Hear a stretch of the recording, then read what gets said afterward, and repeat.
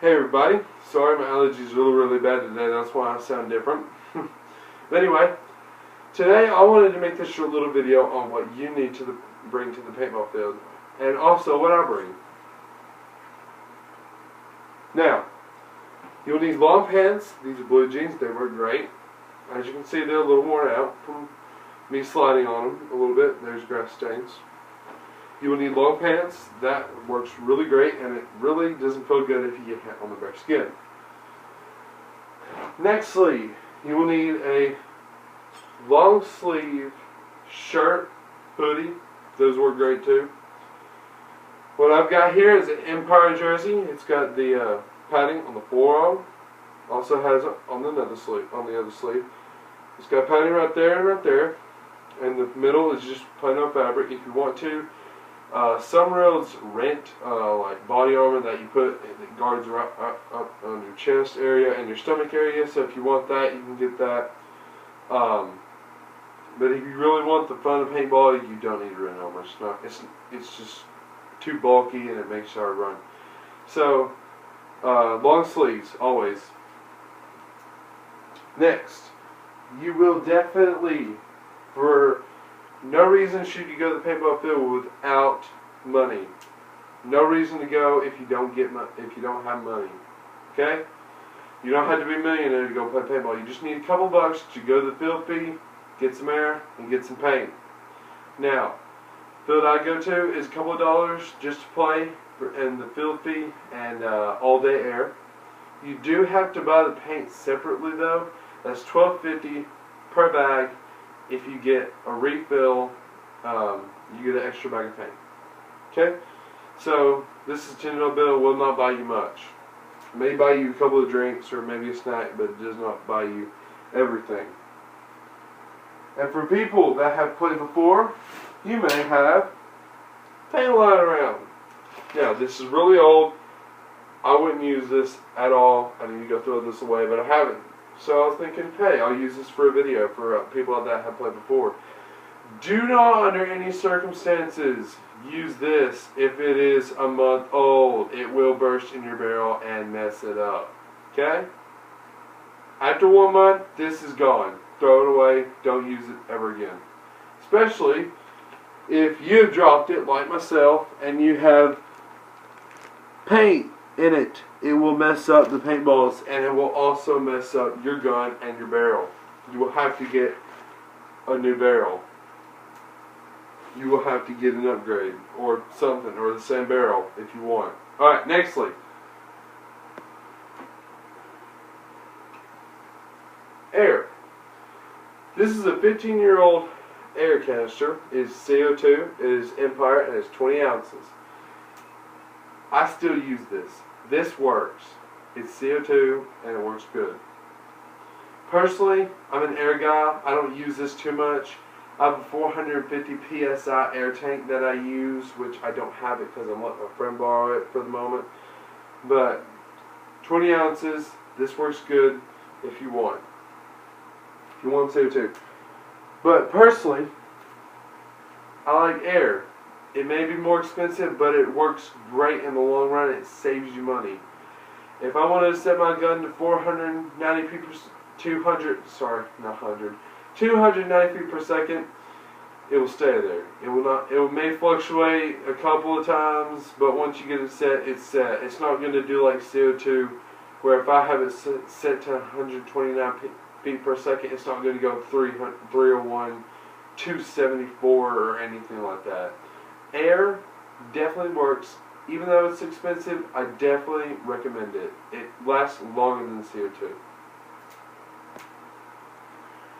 Some fields, most fields that I've been to, have this gun, which is the Tippmann 98 Custom.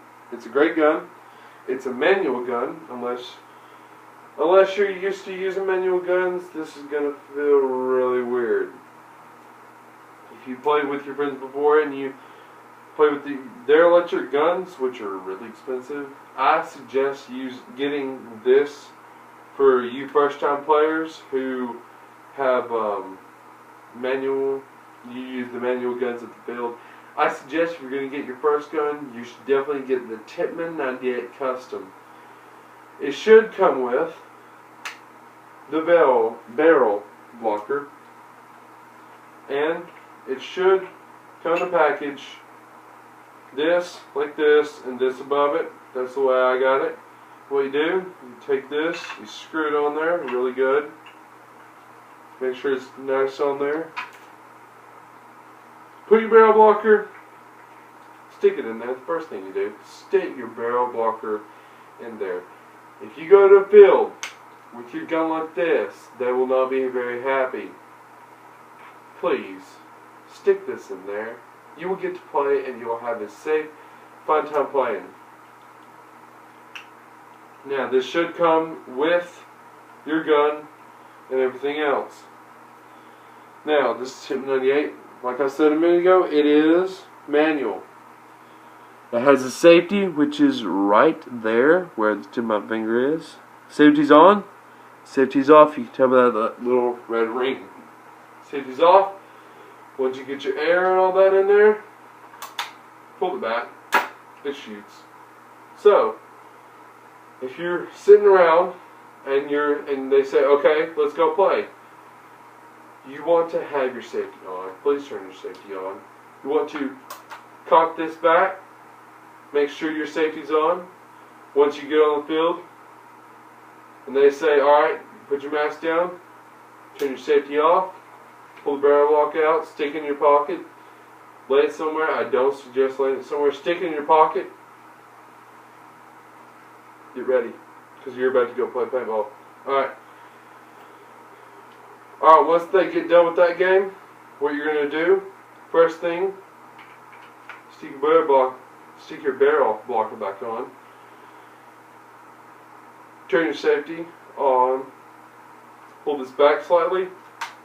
Hold on. Actually, you gotta turn the safety off. Do this.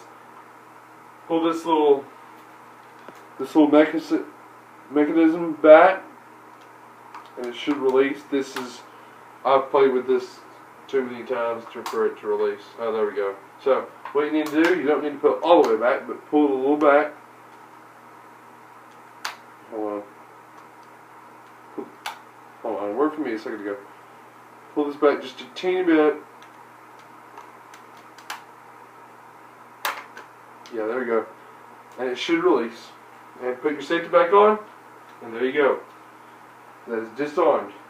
Now, if you put the CO2 tank on yourself, or the air tank, or whatever you get, and this is a Tippmann 98 Custom, which most fields use for rentals, you will stick that little piece in there, twist it to the right,